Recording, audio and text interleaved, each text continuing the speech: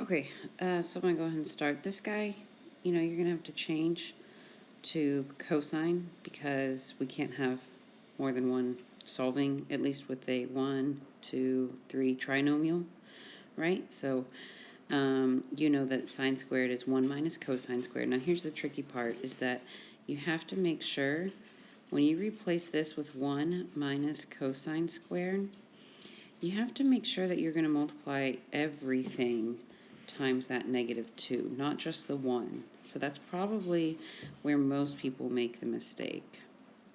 I'm just going to rewrite this.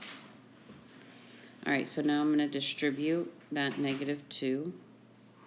So now that's -2 plus 2 cosine squared x plus cosine x plus 1. We can combine -2 and 1. So I'm going to rewrite it as 2 cosine squared x plus cosine x minus 1.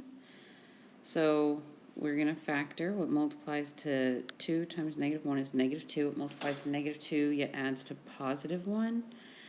So I believe that'd be +2 and -1.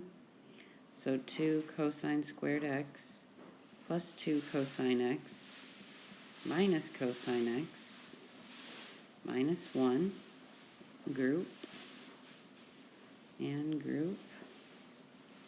So 2 cosine x comes out, cosine x plus 1, minus 1 comes out, cosine x plus 1.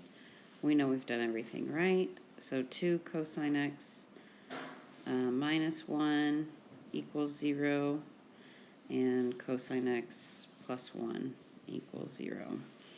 So this will give you cosine x equals half, which I believe is pi over 3 and 5 pi over 3.